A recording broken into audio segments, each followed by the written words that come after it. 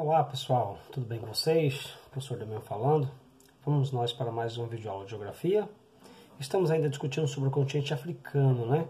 Na aula anterior nós falávamos sobre o processo de organização do espaço naquele continente e já na aula de agora nós vamos falar um pouco sobre o espaço rural e o espaço urbano. Falarmos um pouco sobre o espaço agrário do continente africano, as principais características deste, e também abordarmos sobre o processo de urbanização da África. Vocês notarão na nossa explicação que existe ali com relação à urbanização uma considerável diferença entre os índices de urbanização da África ao norte, né, do norte da África, e os índices de urbanização da denominada África subsaariana, tá bom?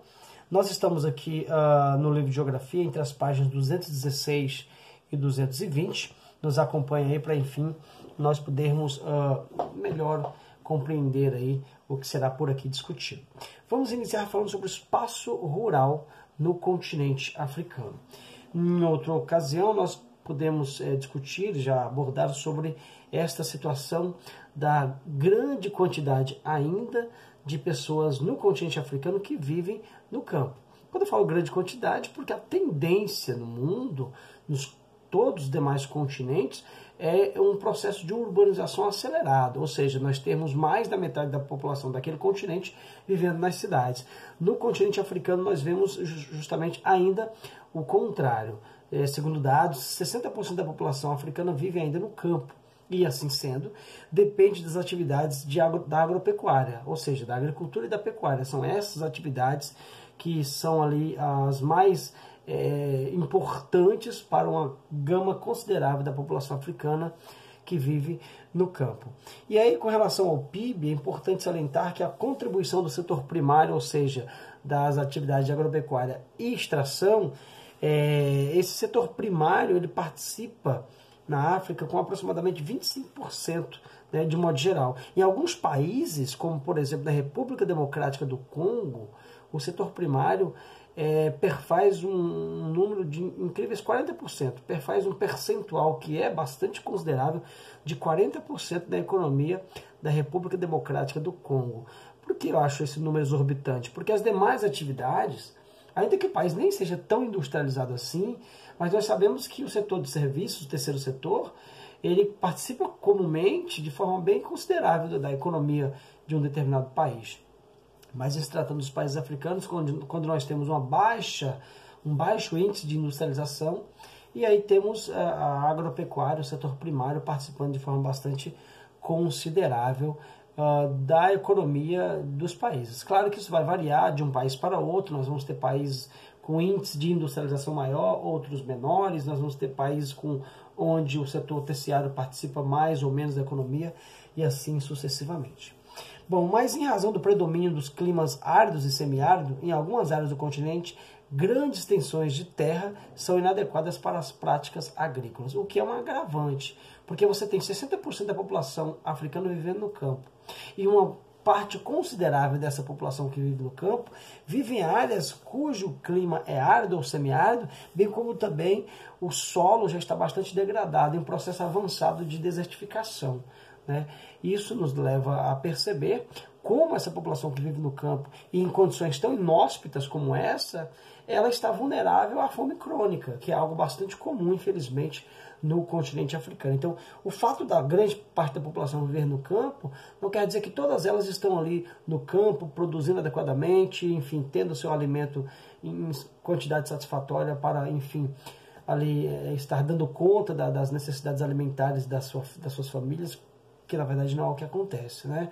A gente tem uma situação muito complicada, que é justamente o fato da agricultura comercial lá no continente africano de englobar boa parte das terras, as mais férteis, e aí deixar as demais áreas menos, enfim, férteis, circunscritas às famílias bastante pobres, inclusive, que são as mais vulneráveis à fome crônica. A questão agrária é sempre aquele gargalo no continente africano, né? Nós já tivemos a oportunidade de falar sobre isso em outro momento, mas a questão agrária basicamente é relativa a isso. Nós temos as áreas mais férteis, essas destinadas a uma minoria que vai praticar uma agricultura comercial, e esse produto vai ser evidentemente exportado, ou seja, ele não vai ficar para o mercado interno, ele não servirá para a alimentação das populações que vivem no continente africano. Então nós vamos ter países produzindo inúmeras coisas em larga escala, de maneira monocultiva, né, como é comum em grandes latifúndios, e essa produtividade ela vai para os países comumente da União Europeia, enfim, ou de outros mercados também. Essa elite minoritária é que produz para o mercado externo em grandes propriedades, enquanto o mercado interno que abastece de forma muito difícil, de forma bastante precarizada, é que abastece as populações no continente africano. Nessas propriedades são produzidos diversos tipos de frutas e legumes, bem como também pimenta, banana, abacaxi e inhame, são o que basicamente também se produz nas pequenas propriedades rurais, boa parte delas assoladas pela situação climática adversa, bem como também pela infertilidade do solo. Geralmente os pequenos produtores utilizam técnicas rudimentares que, além de serem pouco produtivas e apresentam baixo desempenho econômico, aceleram o processo de erosão e degradação do solo. Bom, essas pequenas propriedades rurais são também descapitalizadas, e assim sendo, elas infelizmente terão que recorrer às técnicas mais tradicionais possíveis, algumas até predatórias do ponto de vista ambiental, o que acelera o processo de degradação do solo, de empobrecimento de todo o processo produtivo, por assim dizer. Então é uma dificuldade enfrentada pelas famílias que desenvolvem a agricultura familiar, aquelas que têm acesso às menores porções de terra. É também perceptível, sobretudo nas áreas de clima mais seco, a atividade de pecuária, sobretudo de criação de pequenos animais, em ritmo de pastoril, porque as propriedades elas ali estão submetidas, sobretudo a essa questão da semiaridez.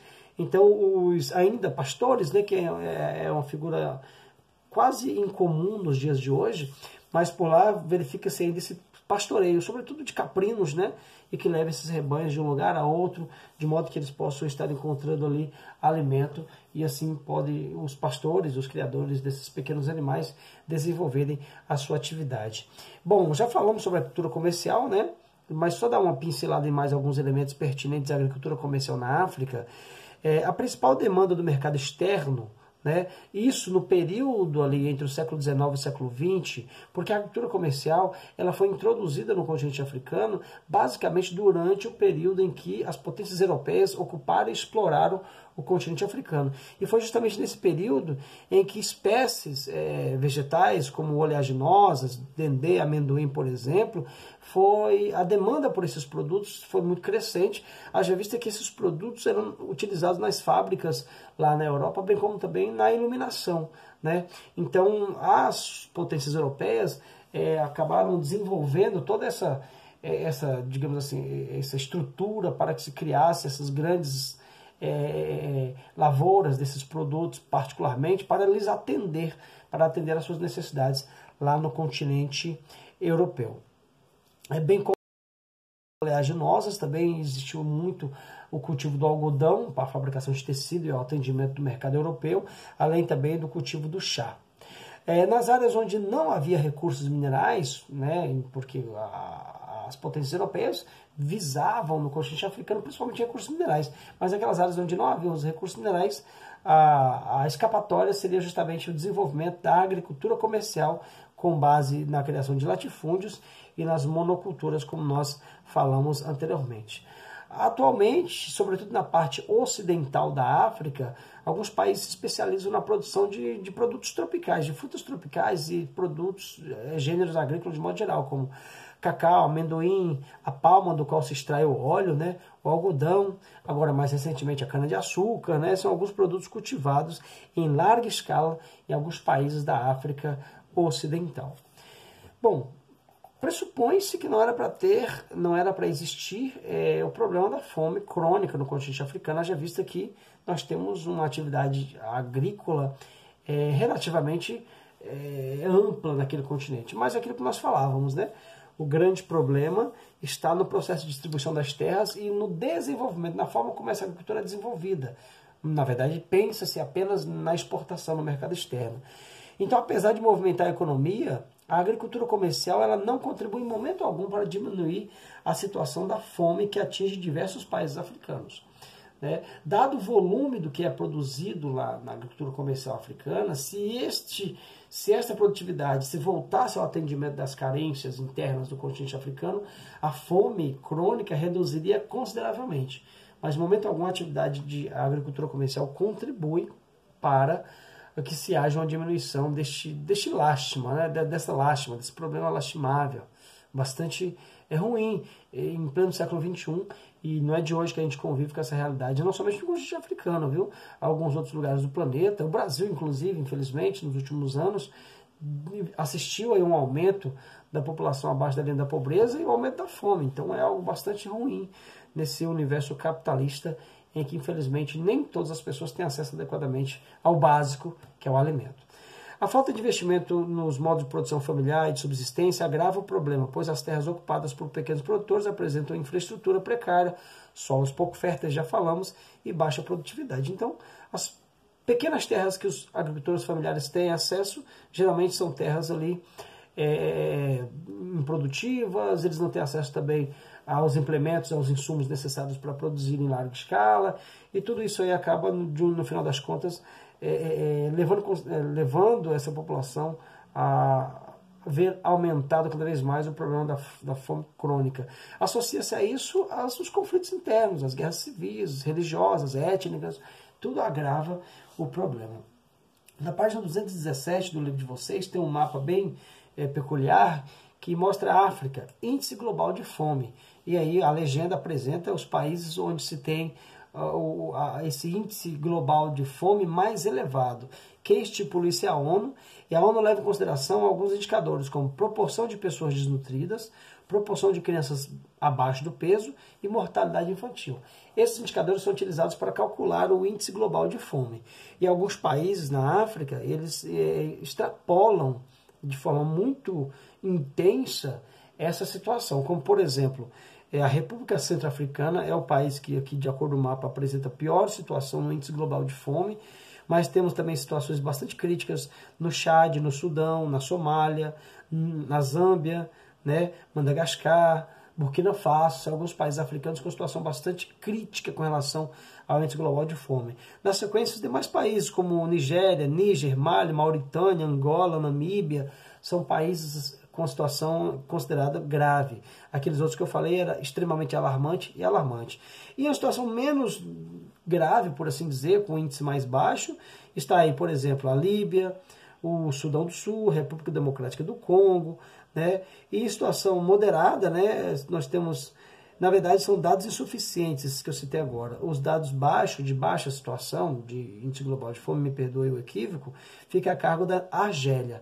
Né? Mas esses que eu citei, Sudão do Sul e República Democrática do Congo, é porque são dados insuficientes, mas que a preocupação é significativa. Assim consta na legenda de nosso mapa. Ou seja, o índice global de fome deixa bem claro que quase todo o continente africano ele convive com a situação da fome. Ora mais grave, ora moderada, ora baixa, mas de todo modo temos este assombroso problema no continente africano que diz respeito à fome, ao atendimento da mais básica necessidade humana, que é a de se alimentar. Agora, com relação às cidades, com relação ao aspecto urbano, falamos dos elementos do espaço agrário no continente africano, e agora o espaço urbano. Como é que é o processo de urbanização da África? Nós vimos anteriormente que, de modo geral, 60% das pessoas vivem na zona rural, no campo. Isso quer dizer que, então, 40% da população africana vive nas cidades. Sim, é um dado ali de 2018 que aponta o índice de urbanização do continente como um todo em 40%, que é, repito, um índice relativamente baixo, se comparado com os demais continentes do planeta. Mas a ONU aponta que daqui a aproximadamente 3 décadas, em 2050, a África já se considere um continente urbanizado, onde mais de 60% da população viverá em cidades. Sobretudo porque nos países pobres do continente africano, o ritmo de urbanização tem se feito acelerado por conta do êxodo rural, das pessoas que migram do campo, expulsas por essa situação de concentração de terras, pela pobreza extrema, e tentam a sorte na cidade, embora que muitas delas continuarão na mesma situação de pobreza extrema, haja vista que essas ocuparão as periferias. Mas o fato é que a tendência é que a população urbana do continente africano ela cresça nas próximas décadas. Claro, é evidente que com grandes problemas, haja vista que essas cidades elas não apresentam a mínima capacidade para acolher a todos. Aqueles que já residem nelas vivem de forma bastante precarizada, quiçá aqueles que irão passar a habitar nas cidades africanas. E aqui nós vamos fazer um comparativo entre o norte da África e a África subsaariana, como é exatamente as características urbanas de cada uma dessas regiões da África. Em 2018, a população do norte da África era de aproximadamente, a população urbana, né, a população de fato, né, era de aproximadamente 240 milhões de pessoas, perdoem pessoal.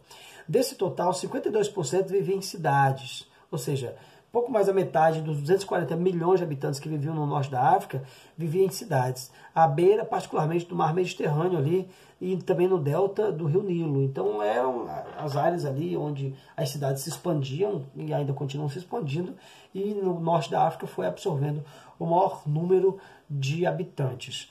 Dos países que formam o norte da África, a Líbia é o país mais urbanizado, com cerca de 80% da sua população vivendo em cidades. Então, no norte da África, a Líbia é o país mais urbanizado, e o Sudão, por sua vez, é o menos urbanizado, com apenas 35% da sua população vivendo nas cidades. As cidades norte-africanas, quais são as suas principais características? Por exemplo, Cairo, que é a capital do Egito, é a maior cidade do norte da África, localizada no delta do rio Nilo, forma com a cidade de Alexandria, a outra cidade egípcia, é a maior concentração populacional da região. Em 2018, segundo a ONU, 25 milhões de habitantes viviam ali entre essas duas cidades, né? Alexandria e Cairo, ambas no Egito, sendo que Cairo é a capital daquele país norte-africano. Então, características, né, que muito comuns ao norte da África é essa situação de alguns países são extremamente urbanizados, outros não, mas de modo geral o percentual da população norte-africana é de 52% daquelas que vivem nas cidades. Um fator muito, mas muito típico das grandes cidades brasileiras, sim, também, por que não, mas das grandes cidades mundiais, particularmente das cidades em países em desenvolvimento ou dos países ditos emergentes, é a desigualdade. São os fatores advindos ali da pobreza, da falta de distribuição de renda, da precarização do acesso dessas pessoas aos serviços básicos, como saneamento, etc. E isso não é diferente, não poderia ser diferente, ou na verdade é muito pior nas cidades africanas. Então, nas áreas urbanas do norte da África, uma considerável parcela da população não tem acesso ao saneamento básico, escolas, hospitais, transportes e áreas de lazer. Além disso, o emprego formal é escasso. E mesmo nas principais cidades, uma parte dos habitantes vive com renda inferior de incríveis $2 por dia. Uma parte considerável das pessoas que vivem nas cidades do norte da África vivem com esta precária renda de incríveis $2 ao dia. É muito pouco, ou seja, as pessoas de fato ali beiram a miséria nesse sentido. Percebeu-se com relação, por exemplo, à periferização, à constituição de favelas no continente africano. O Banco Mundial fez um levantamento no ano de 1990 no Egito. Naquela ocasião, no começo da década de 90, cerca de 50% da população egípcia vivia em favelas, né? Ou seja, da população urbana do Egito vivia em favelas. Em 2014, esse percentual caiu para 11%. Ou seja, algum esforço fora feito, de modo que houve uma redução significativa da população urbana no Egito que vivia em favelas de 50% para 11%. Mas, de todo modo, ainda é muita gente vivendo em periferias, em casas bastante precarizadas e sem acesso algum aos serviços elementares de quem vive em uma cidade. A urbanização na África subsaariana não foge da regra com relação ao norte da África. A diferença está no número global de quem vive em cidades. Então, a urbanização na África ao norte é um pouco superior da África subsaariana. Ali, aproximadamente 40% da população da África subsaariana vive em cidades, ao passo que na África do Norte, no norte da África, 52%. Nos séculos 19 e 20, com a colonização europeia, desenvolveram-se algumas cidades litorâneas cujas funções era principalmente portuária e administrativa, garantindo assim as exportações de produtos vindos das áreas rurais do continente africano. Então, o processo de urbanização dessa área, dessas localidades mais litorâneas do continente africano, deu-se muito em função da estruturação para a exportação dos produtos primários, que era ali explorados pelas potências europeias no continente africano no século XIX e XX. Atualmente, os portos, as estradas para acessá-los dispõem de moderna infraestrutura para garantir a entrada de mercadorias industrializadas e as exportações de produtos agrícolas e minerais. Esse aspecto pode ser observado nas principais cidades da região, a maioria delas localizada ali nas zonas costeiras, como Lagos, Accra, Dakar, Cidade do Cabo, Joanesburgo, entre outras. Então essas cidades elas contam com uma infraestrutura até satisfatória de transporte, de estradas, de portos, ou seja, de modo que o que se produz na agricultura comercial da África possa acessar os portos e, consequentemente, as exportações. Bem como também, por essas cidades litorâneas, a porta de entrada de muitos produtos industrializados que são ali importados pelos países africanos. Né? Amplia-se na África subsaariana a quantidade de pessoas empregadas em atividades mais comumente desenvolvidas nas áreas urbanas, como o setor de serviços. Né? Então, uma peculiaridade da África subsaariana é uma grande quantidade de pessoas empregadas no terceiro setor, né? O que a gente não destacou muito com relação à África do Norte. Então, essa questão deve ser observada. Tem um mapa muito peculiar com relação à população urbana em favelas, aqui na página 220. E a gente percebe que em alguns países a proporção de pessoas vivendo em periferias é muito superior do que a população que vive ali em situação um pouco melhor nas cidades. Por exemplo, o caso da Nigéria, a população urbana, muito mais da metade, vive em periferias. Né? Um terço da população da República Democrática do Congo, a população urbana, um terço dessa população vive em favelas. Muito mais de um terço da população urbana do Sudão vive em favelas.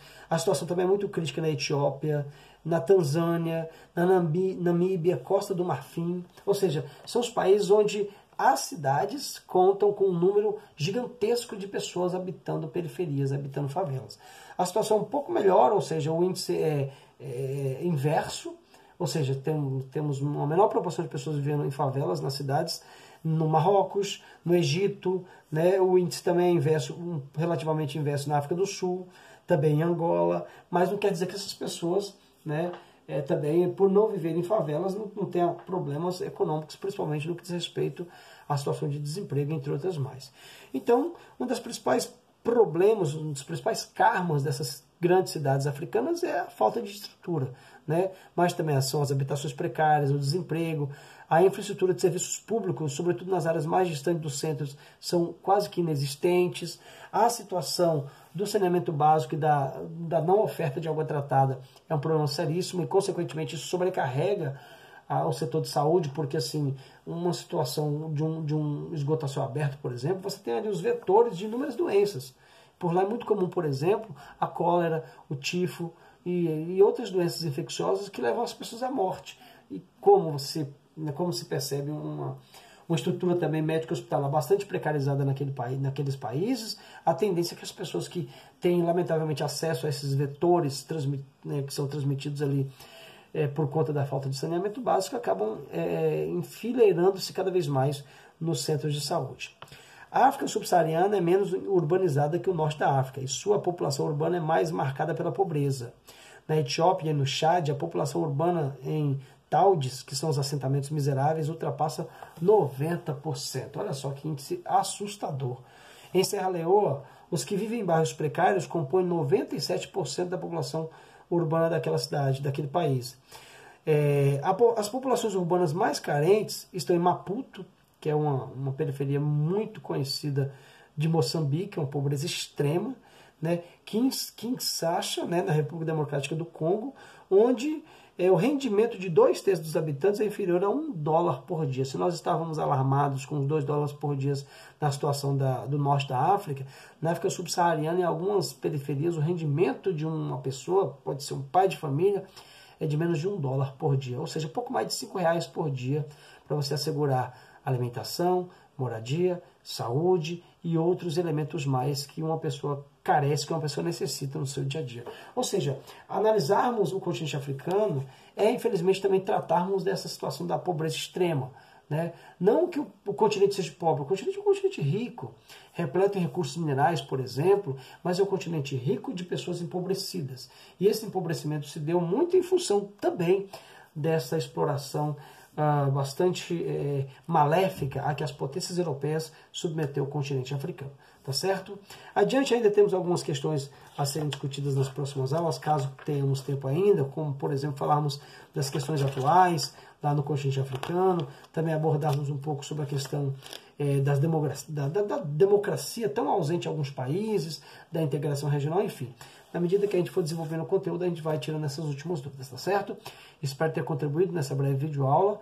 Fiquem bem, um abraço. Aproveitem ali, releiam o material para vocês fixarem bem tudo isso que a gente discutiu aqui. Um abraço e até a nossa próxima aula.